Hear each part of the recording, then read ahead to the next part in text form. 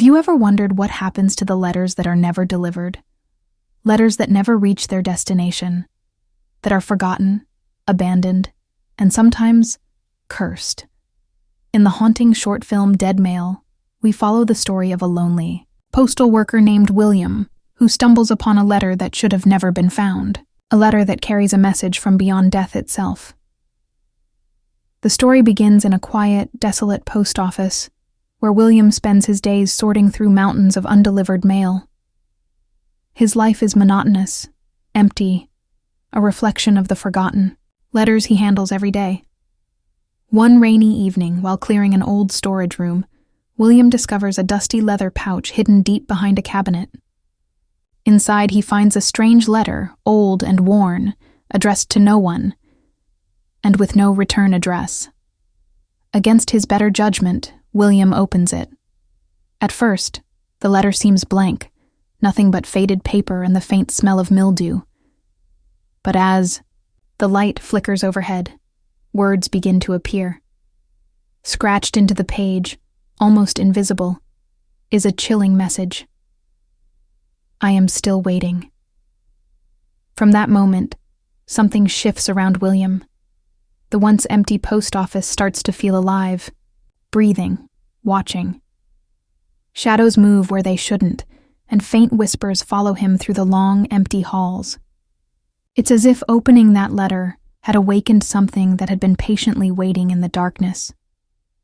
But William, lonely and desperate for connection, doesn't step away. Instead, he digs deeper, unaware that some letters are never meant to be read.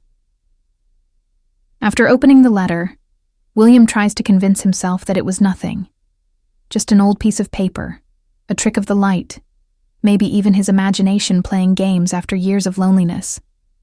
But deep down, he knows something is wrong. Each night when he closes the post office and walks home, he feels a presence following him, a cold breath against the back of his neck, footsteps echoing when no one else is there.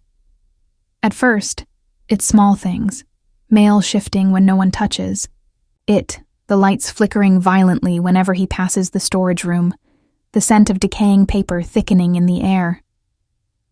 But soon, the post office itself begins to change. Letters spill from the shelves on their own, cabinets slam shut in empty rooms, and whispers drift down the hallways, carrying the same chilling words he read in the letter, I am still waiting. William becomes obsessed. He starts staying late, poring through the Dead Mail archives, searching for any clue about the letter's origin. He discovers that decades ago, a series of strange disappearances were linked to undelivered letters of people who vanished after opening envelopes that were never meant for them. The more he reads, the more isolated he becomes, as if the letter is pulling him deeper into its web. His face grows hollow, his eyes restless, and the world outside the post office seems to fade away, leaving only the decaying walls, the endless letters, and the unseen thing that now shares the building with him. Yet even as fear gnaws at him, William cannot stop. The letter demands attention, and he is already in too deep. As William sinks further into the mystery, he starts experiencing glimpses of a man he's never met, standing silently at the edge of the post office, watching him from the darkness. This figure, cloaked in shadow, never speaks. He only waits, just like the message in the letter said. The line between reality and hallucination begins to blur. Some nights, William wakes up at his desk, the opened letter lying neatly in front of him, though he has no memory of touching it. Other nights he finds new writing on the paper, messages that seem to respond to his own thoughts. Desperate and terrified, William tries to destroy the letter. He burns it, tears it apart, even buries it deep underground. But every morning, without fail, the letter returns untouched, resting calmly on his desk, as if mocking him. The townspeople begin to notice William's decline. His once neat appearance is replaced by a gaunt, haunted look. When asked, he mumbles about the dead mail, about the voices, about something that won't let him go. But no one believes him. They've seen this before caretakers who lost themselves to the forgotten letters, just as William is losing himself now. Alone and abandoned, William realizes that the letter is not just a message. It's an invitation, a contract written in loneliness and sealed in despair. And by opening it, he has unknowingly agreed to something he cannot escape. The only question that remains is how long he can resist before becoming just another lost soul claimed by the dead male. In the final days of his slow unraveling, William accepts what he has become. The post office, once a place of order and routine, transforms fully into a maze of shadows and whispers. Letters fall from the ceiling like rain. Messages written in trembling hands pile up at his feet, and the figure of the silent watcher steps closer with every passing hour.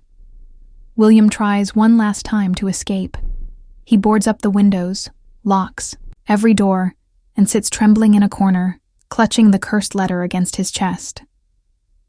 But the post office is no longer bound by walls or locks. It has become a living tomb, and William, its final prisoner. On the last night, under the flickering lights and the endless hum of whispered names, William vanishes. Nobody is ever found. Only his desk remains, neatly organized, and on it, the same letter, now bearing a new message. Another has joined the waiting. The post office falls silent once more.